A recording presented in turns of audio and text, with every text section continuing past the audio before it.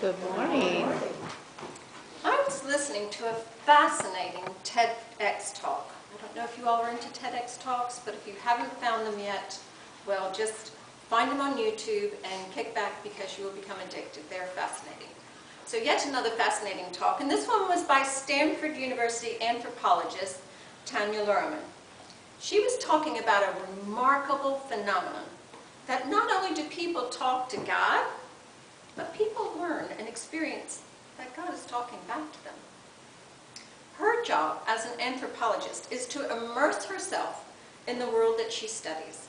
So she went and studied in churches, attended churches, and one in Chicago for 2 years and out in the Bay Area for another 2 years. She joined the Pereira Group. She totally immersed herself in this. And this particular study was on the evangelical relationship with God, which led to astonishing discoveries of those who say that they hear God speak to them, literally. She met people who just joined the church, and they would say, well, I don't hear God talk to me. But she found that within 6 to 9 months, these people were saying, God speaks to me. It's like hearing my mom's voice on the phone. So she could see the transition. She saw the church teach to think of your mind not as a fortress of your own self-generated thoughts, but as a place where you come to meet God. Then some of those thoughts that you thought were your thoughts, you learn were actually some of God's thoughts given to you. And your job is to figure out who is God and which of those thoughts is whose. She gives examples from individuals who described how they developed, how to recognize thoughts that weren't of their making.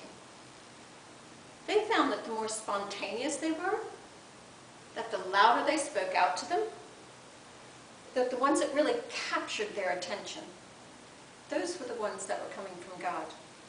People learned to discern that through their meditation. Dr. Luhrmann also found that the church is to be very supportive and responsible for this. So instructing members that if you find that you hear God speaking to you and saying, relax, take it easy, that you know that you're connected.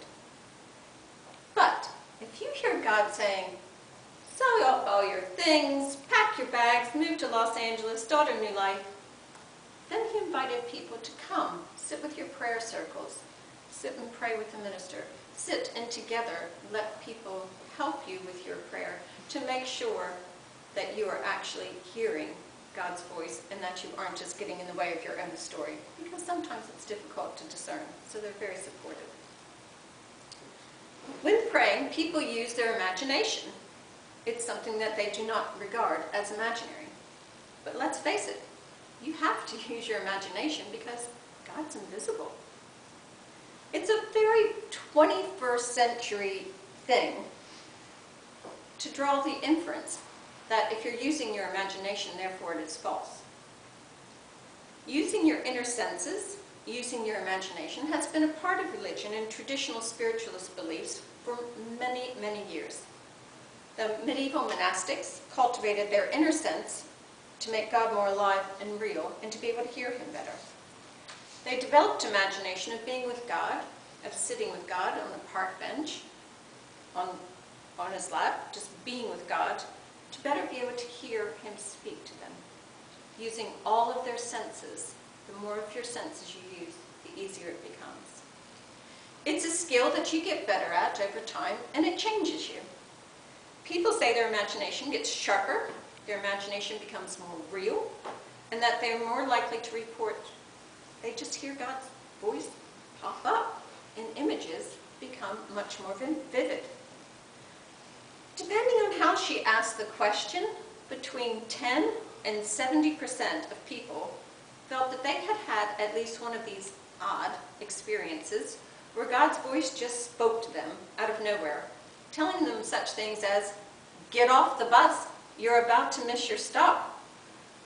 And other times when people were falling asleep, they might just be able to hear their mom's voice call to them as they were falling to sleep.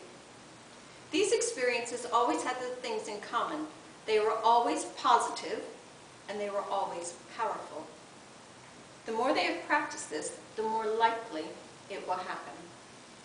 They ran an experiment, because of course she's an anthropologist, so of course she has to run her experiments, and they gathered in 100 people, divided them into randomized groups. These people were to read every day, they were to read lectures on the gospel. In this group, they were to practice inner sense rich prayer 30 minutes a day, 6 days a week, for 4 weeks. In the end, they gave them some standardized tests. It's science, that's normal.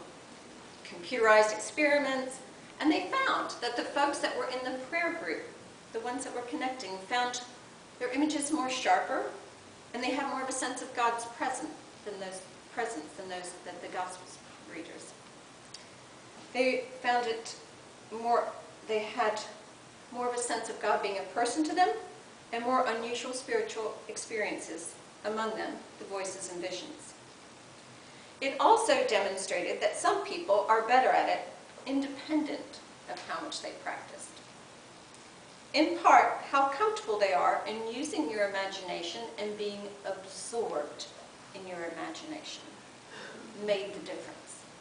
It turns out that the more items that they said were true on that scale, the more likely they were to say if they experienced God as a person, and whether or not they had that back and forth kind of relationship with God, then the more likely you are to be connected.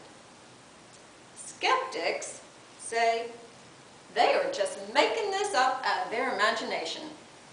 End of story. She doesn't think that we actually learned anything about the true nature of God from these observations. She doesn't think that science can answer these observations or that question. But there's also another question. If God is always speaking, then why don't we always hear? They learn that the change is real.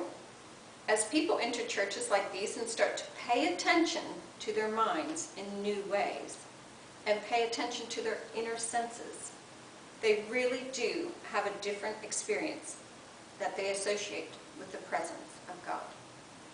Churches offer a social invitation to pay attention in particular ways, and individuals as having a psychological response to the way that they train their attention. She also believed that that belief is not a thing. It's not like an extra piece of furniture. It's not these people have an extra thing in their life that they're extra special. You don't have to have that. Rather, it's the experience of God that's made slowly in how you pay attention to your mind, to your world, to your history of talking and to listening to God. There is the feeling that God is real, and it makes it a palpable effect on their lives. We understand why this is so appealing. These types of churches have exploded. These practices make God more relevant. They make God more feel real. God makes, it's more part of the practice, and it makes God more in the mystery. It shifts from an hour-long engagement on a Sunday to a practice that you are continually doing throughout the week. They make God more alive and make more sense of God. By putting the emphasis on practices, the emphasis on experience, and the mystery of God helps people. We also learned about their minds. How we pay attention to our minds changes our mental experience. So tempting it is to believe that the inner landscape of your mind is set. That's the way it is. We learn this from whether you are religious or not, or whether you believe in God. That by your making your choices in the way that you use your imagination and your inner sense, that's what will change you.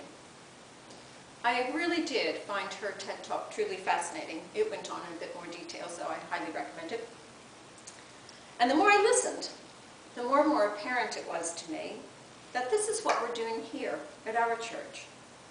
We're not here on Sundays just to listen to someone give a sermon about God, Spirit Divine, the infinite source, and how lives are impacted, although those are very interesting and meaningful.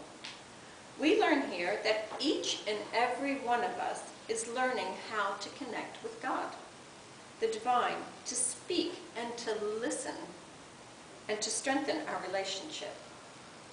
We learn through the sermons on Sunday. We have books in our bookstore. We have classes. And thankfully, we have each other to ask questions, pray and meditate together, and to support each other. What we do with all of these opportunities and what we do in our own time strengthen this connection to God, to God's source. And that's up to us. Which made me think of, as it usually does, bring me back to, the laws from Reverend Marilyn Autry's book, The River of Life. The laws of freedom, free will, choice, personal responsibility, and service. The River of Life states that the law of freedom is a very important and powerful law. It makes you aware of the power that is within you, recognizing that you are free only to the degree that you understand there is no power outside of yourself. You can choose your life to progress or not. The law of free will establishes no matter what the circumstances or challenges, you have the ability and power to choose your own pathway and your journey through life. You always have options.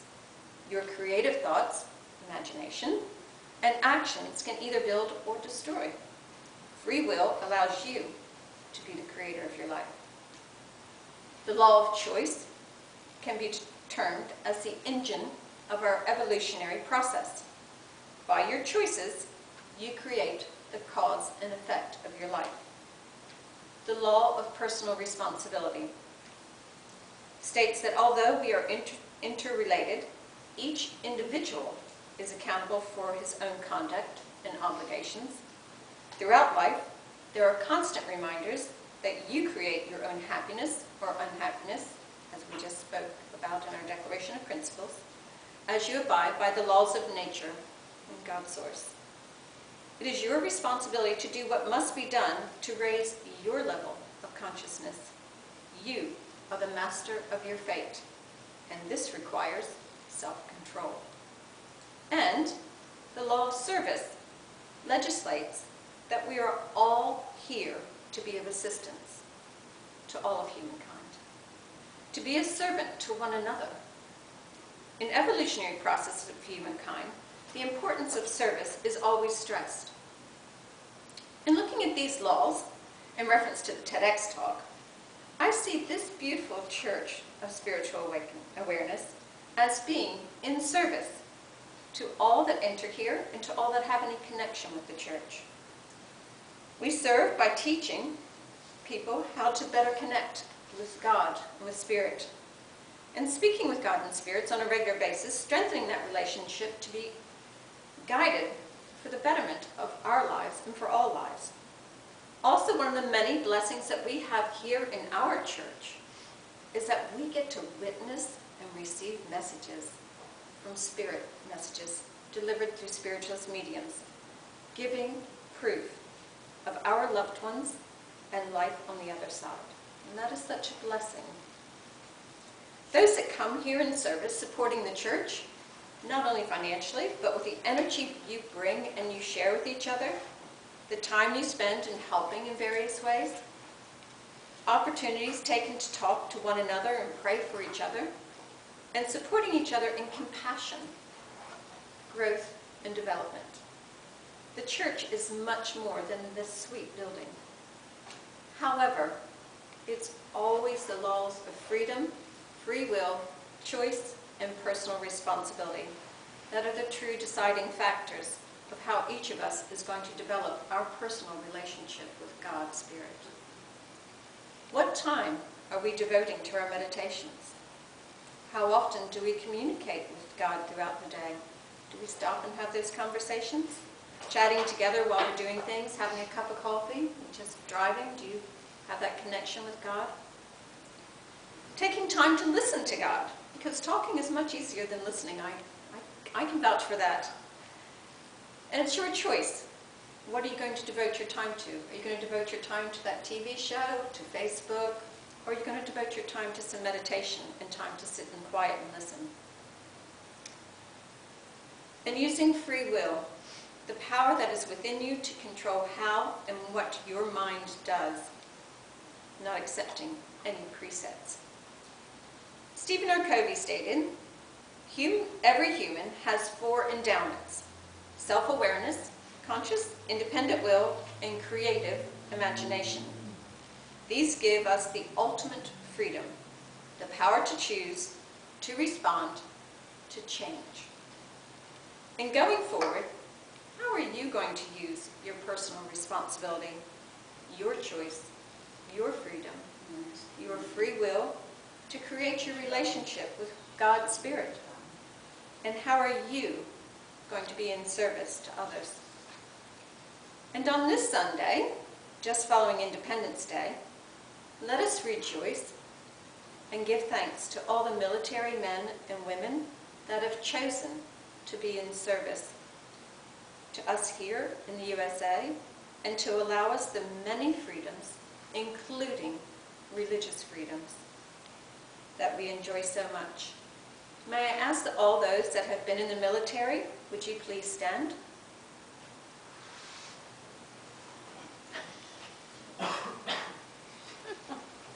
Thank you very much for your service.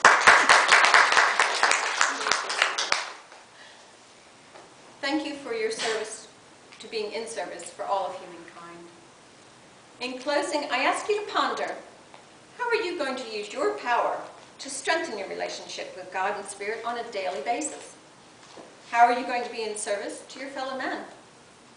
How are you going to be in service to our church home to continue its existence and be the source of guidance and inspiration to all that are drawn to its teachings? And how am I going to walk with God and the divine each and every day? How do I practice self-care? And how am I going to be showing up for myself and showing up for others? We are all stronger and more gentle when we're connected.